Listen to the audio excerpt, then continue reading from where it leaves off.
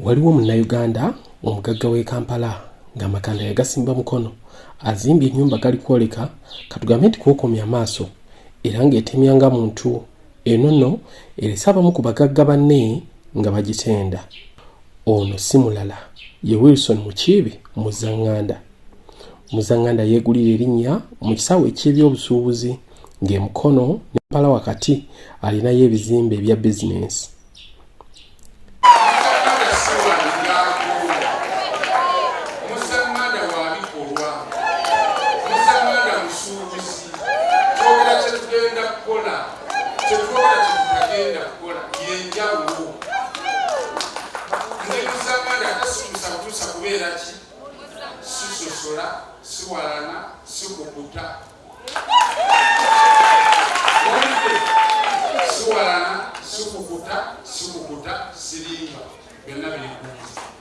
Yennanyini Muzza Hotel eri Mukono okumpi n'omuzikiti omunene. Mu mwaka gwa 2020 Muzzanganda yatandulula ku bigere amakanda n'agasimba ne mu kisaawe eky'eby'enjigiriza bwe yakola essomero nga lino nalyo lyatandikira mu maanyi ag'enjawulo. Lino lye lya Muzza High School erisangibwa e Kabembe mu disitulikiti y'e Mukono nga lino liwambye olubalama ng'enjogera y'abavubuka ab'omulembe omutebi bw'egamba.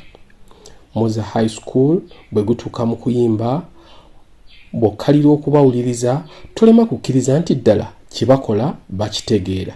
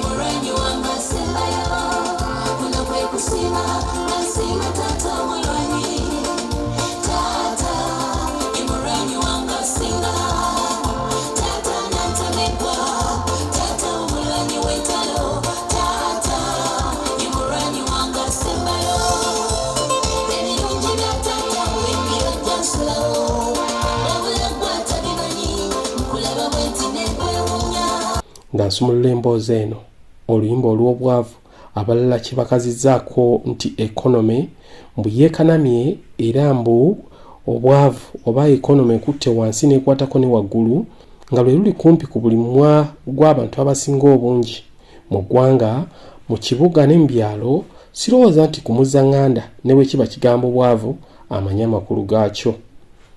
Wabula ggwe munnange alowooza nti obwavu bukuluma era nga bukulumira ddala amagezi nkuwagaabuwa okwogera ku bwavu bwogereko naye kikole ng'oli ne mukyalawo ate nga mweggalidde mu kisenge anti abantu ensimbi bazirina. Nga tuvudde mu kulandagga kuno nakuli Muzzanganda gwe njogerako abasinga bamumanyi nga Ssaababendobendo. Lino nno erinnya yalifuna bwe yanywa mu bagagga mu Buganda n'ebweru waayo akendo mu kuwaayo ensimbi ennyingi mu kiseera Katikkiro wa Buganda Charles Peter Mayiga we yatalagira ensi eno ng'asonda ensimbi ez'ettoffaali. Ono abamumanyidde ebbanga baasooka kumanya ku maka ge ag'erukojjo nga nago gali ku kasozi era abagamanyi bagoogerako mu kwokomya amaaso. Ono munnakyalo awedde emirimu ng'azaalibwa omukyala Christine Nantongo ku Kalamatendo nkulagirire munnakifuma Naggalama Town Council mu disitulikiti ey'e Mukono. Kigambibwa nti ebyokusuubula yabitandika ne kitaawe nga baasuubulanga emmwanyi nga bakozesa obugaali busewajjuba nga batalaaga ebyalo nga bagula emmwanyi. Ono ku mukolo gw'okuyingira ennyumba era kwe yakoledde akabaga ak'abaana be 6 abamaze emisomo ne digiri okuva mu yunivasite ez'enjawulo. Abaana bamaze okusoma 6 kuliko Stanley Kikuyo, Joyce Nandi, Aida Nabukalu, Paul Musisi, Jen Nakato, Julius Lubo, Harriet Mukiibi, Zephania Kitooke, Banalekaki ne Joyce Nakijoba. Wabula nti bano bawezezza ennamba y'abaana 15 ab'omukungu Muzzanganda abaakamala emisomo ne degree okuva mu yunivasite ez'enjawulo. Mukkirize nebaze baguladyuwanti abali wano be batukuŋŋaanyizza. Mwebale nnyo, mwebalire ddala. Mwebale kusoma, abaana b'abagagga tebasoma, abagge basomye. Abaana b'abagagga tebasoma. Naye abange mukoze ki? Abaana b'abagagga tebasoma kiddamu. Tebalaba ssente, tebalaba lwaki bakola ki? Basoma. Naye abange temubitunuulidde, mwebale butanswaza. Muzzanganda agamba nti maama we Christine Nantongo gwasinga okwagala mu nsi era okulaga ekyo ku mukolo gw'okuyingira ennyumba gye twogerako olwaleero yamuyiyeemu kapyata w'emmotoka ekika kya paso.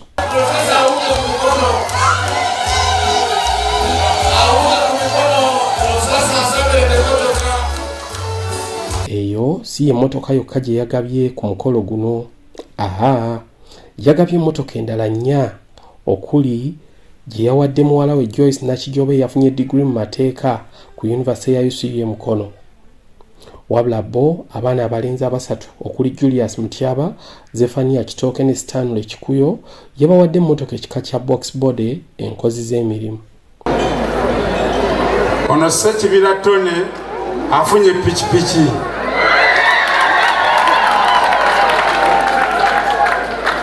Ono Banalekaki yewangulidde emmotoka esooka okuva eno waggulu. Bagamba osiima ogenze.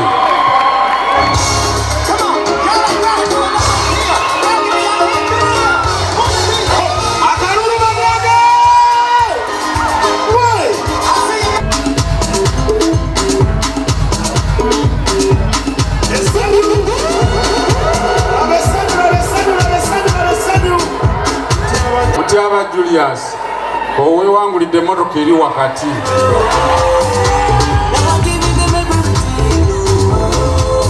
Uyo Stanley wewangulidde emmotoka erimu ka green kuba wataddeko green.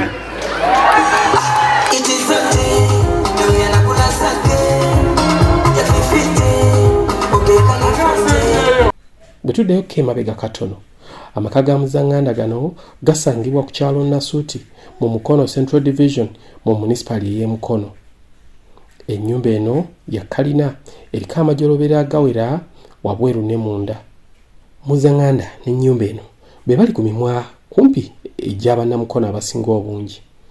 Ku Sande nga neetadde mu Ddemezi okugenda ku mukolo gw'okuggulawo ennyumba eno, nasanze abavuzi ba bodaboda ku stage ku kkubo eribadde limanyiddwa ng'erya Nabbidaani, nga kati okusenga kw'omugagga ono kwasanguddewo ne Nabbidaani kuba abakulu ku municipality y'e Mukono ekkubo lino baalitumye Muzzanganda Road.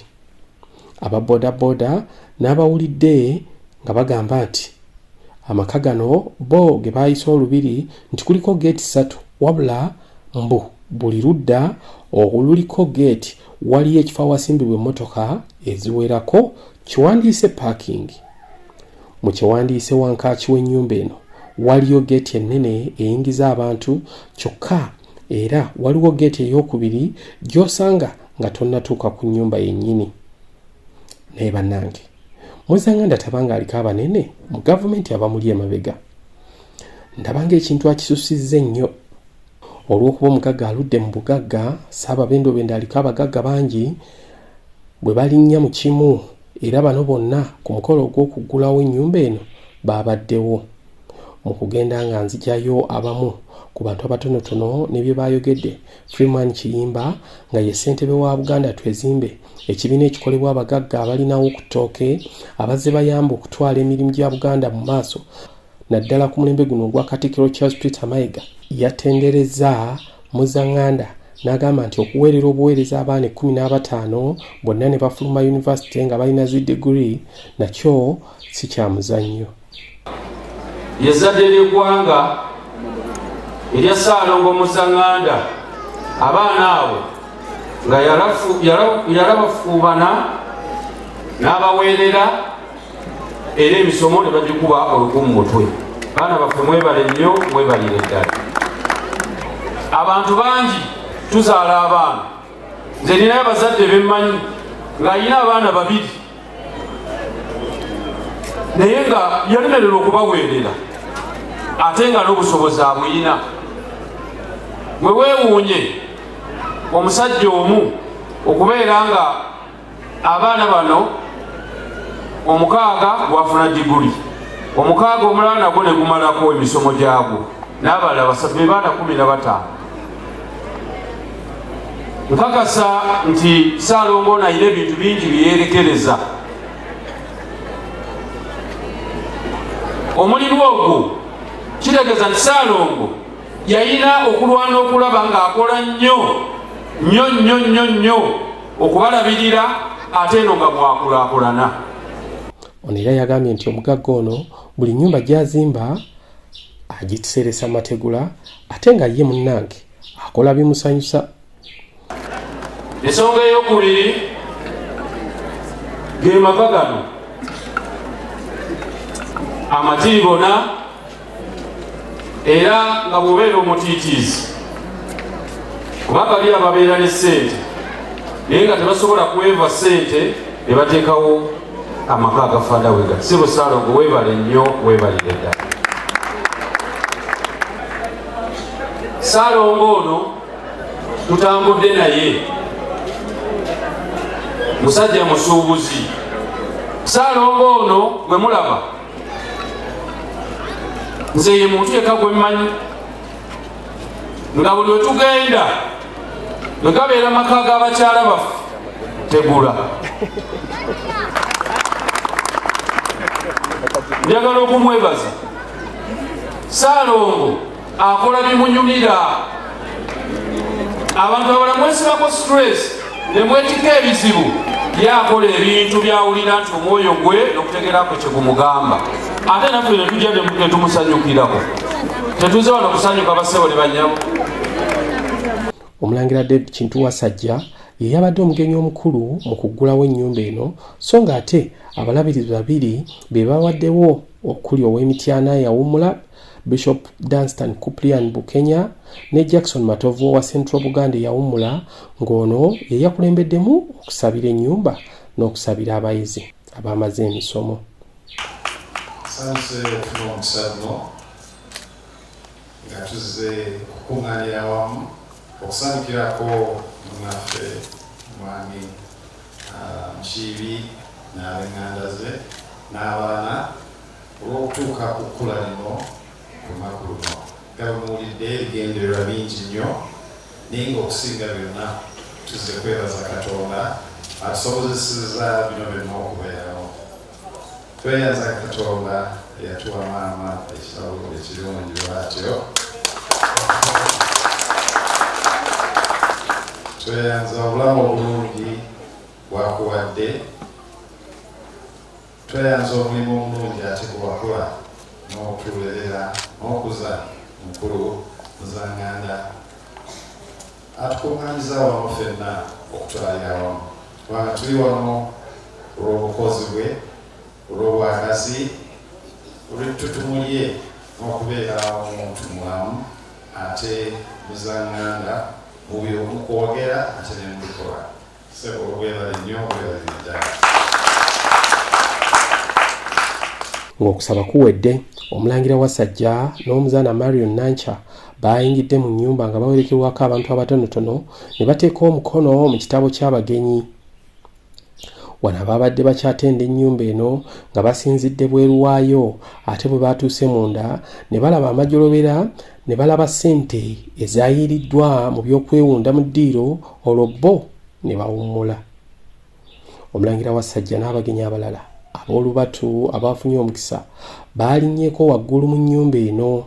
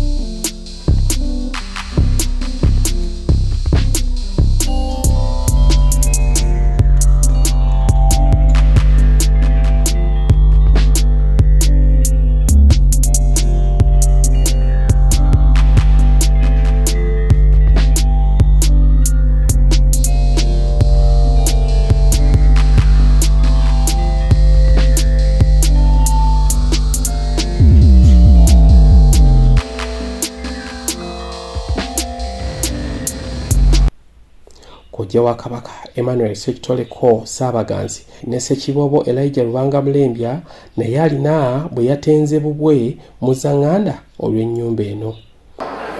Tukwebaza okuzimba embuga eno era abali kuno ku kyalo kuno mbadde mbasaba wano muyitengawo ku mbuga kubanga simanya mumpulira bulungi nze nga kojja wa Ssaabasajja bwembeera wano nyinza nakubawa amagezi wano muyitengawo kuki ku mbuga wa Muzzanganda abasaba bendobendo abadde asaba kisabe naye kati neefuusa embuga. Mumanyi okugamba abantu nti musajja azimbye olubiri naye eno mbuga abalala mulina maka n'olwekyo eno mbuga gitadde wano olwaleero senga nze nagiguddewo mbadde ngamba nti nziguddewo embuga eyasaba bendobendo. Bigambo bingi ebyogeddwa ate nga birungi nga bya makulu naye ssebo weebali kubeera mu muli gwa kyaggwe kubanga ekyamazima kyagwe okubeera ku ntikko buli kaseera myaka mingi nnyo otaddemu amaanyi g'omaanyi weebali nnyo weebali ddala. Olwo ye maama Sarah Muzzanganda yasimye Ssaalongo we olw'okumuyiwamu amaka gano. Abooluganda Mukama yeebazibwe nnyo. Mbeebaza kale okusooka Mukama mwebaza olw'ekiseera kyatuwadde. Mwebale nnyo, mwebale okubeerawo, mwebale okutuwa obudde. Ekyamazima obudde mutuwadde bungi. Nebaza buli muntu, sirekaayo muntu yenna. Mbeebaza ababaddewo, mwebale okujja. Ekyamazima bingi ebibadde biteekeddwa okukolebwa leero naye mutuwadde obudde. Mwakedde paka ku ssaawa zino. Ssebo okuzembyayo abadde Kakoto. Mukkirize naye akkirize. Mwebaze ku lw'abanna ababendobendo. Nebazesa ababendobendo. Webale okutuweerera aba. Webale nnyo, webalire ddala. Ate webale n'ebirabo by'ogabye. Abafunye Mukama yeebaze. Kyemmanyi nange lunaaba olwo lunaddako kuba babaddewo bangi, mazima nsigaddewo bw'omu atafunye. Naye nakyo nkyebaliza. Ssebo weebale nnyo. Mukama abakume. Abantu bangi era ebikonge abeetabye ku mukolo guno omuli RDC w'e Mukono Hajjat Fatuma Ndisa Bannabitaka, ssentebe wa NRM wa disitulikiti ey'e Mukono Haji Twahir Sebagala, omumyuka we Haji Haruna Semakula, abakulu b'ebika okuli Owengo Keya Muteesasira n'Owengeye Omutaka Kasujja Shiba Kakande. Abakyala abamwami Muzzanganda, abakyala anti nze Fatuma kakate wano ndabye abakyala nga bakulemberwa maama Saara. Mwenna mbeebaza okulabirira omukungu wa baffe. Mwebala okumulabirira, mwebala okuteesa. Omanyi mwenna abakyala abali eyo mukimanyi ffe bwe tutateesa abaami baffe bye bakola tebivaayo bulungi. Mbeebaza okuba abateesa abalungi ate mbeebaza okwagala omwami oyo ne mumulabirira era ne mumuwa amagezi okubanga kati atuuse okukola byatuuseeko. Mbeebaza okuteesa ne muzaala abaana abalungi ne mubateekateeka ate ne mubasomesa ne baba nga batukuŋŋaanyiza. Baana mmwe muli ba mukisa. Taata wammwe amanyiddwa mu ggwanga lyonna. Taata wammwe amanyiddwa mu Buganda. Ate taata wammwe wa nkizo mu mirimu gyonna gy'akola. Omusuubuzi omukukunavu. Buli mwana yenna mu Buganda ne mu ggwanga Uganda yanyeegombye okuba ng'agamba taata wange ye Ssaalongo Mukiibi Muzzanganda. Kubanga teri mwana muto ayagala kuzaalibwa taata mwavu era abaana tebakola application okuzaalibwa bataata abaavu. Naye gwe bw'oba olina omukisa ng'otudde awo nga taatawo y'omu ku bagagga, kubanga tetwebuuzaako bwe tuba twogera nti omugagga gwe tekitumenya kubanga kyeyogerera. Ng'obudde buwungedde twasoose kwetooloola nnyumba eno okulaba ate bwefaanana nga buzibye wabweru n'amataala agakaayakana.